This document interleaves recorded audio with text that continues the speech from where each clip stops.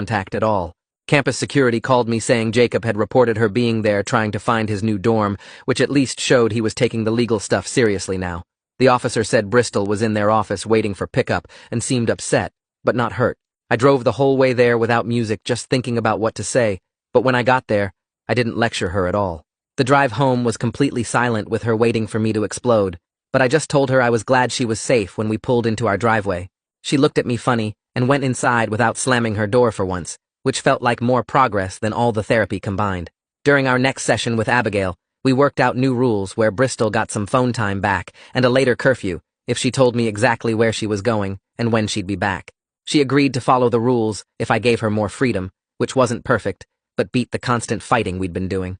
Abigail helped us write it all down like a contract we both signed. 3 days after that agreement, the university sent a letter saying Jacob was under interim suspension, pending a conduct review about his relationship with a minor. He had to move to temporary housing away from his regular apartment while they investigated everything. Bristol saw the letter on the kitchen counter and went quiet for the rest of the day, which was weird since legal threats never seemed to affect her before. That Sunday, I drove to the cemetery alone and sat by my wife's grave for 2 hours, talking out loud about everything that happened. I told her I'd try to be more patient instead of just punishing Bristol, and remember she was hurting too even if she showed it by being angry all the time. The groundskeeper walked by twice, probably thinking I was crazy, but sitting there helped me find some peace I hadn't felt in months. Ken called the next morning saying the prosecutors offered Jacob a plea deal for misdemeanor charges with something called deferred sentencing if he kept the no-contact order. He explained it meant Jacob wouldn't go to jail, but would have a record, and any violation would mean immediate prosecution. I wanted more than that after what he did, but Ken said it was actually decent, considering the circumstances and my own assault charge.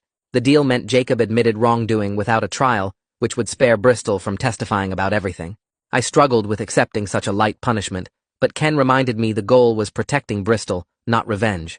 The prosecutor needed my input by Friday, so I had 4 days to decide whether this was enough justice for what my son did. Bristol didn't know about the plea deal yet, and I wasn't sure when or how to tell her since she still defended Jacob sometimes, even after everything. Part of me worried she'd see it as me going easy on him, while another part worried she'd hate me more for any punishment at all. Wednesday, I called Ken back and agreed to support the plea deal, even though it felt like letting Jacob off easy for grooming and manipulating his stepsister. He said the paperwork would move forward, and Jacob would have to appear in court next month to formally accept the terms. The whole legal process felt both too slow and too fast at the same time, with consequences that seemed both too harsh and not harsh enough. 2 days after agreeing to the plea deal, Ken called saying Jacob's lawyer wanted to deliver something to our house. I waited on the porch when a courier showed up with an envelope marked for me and one for Bristol. Mine contained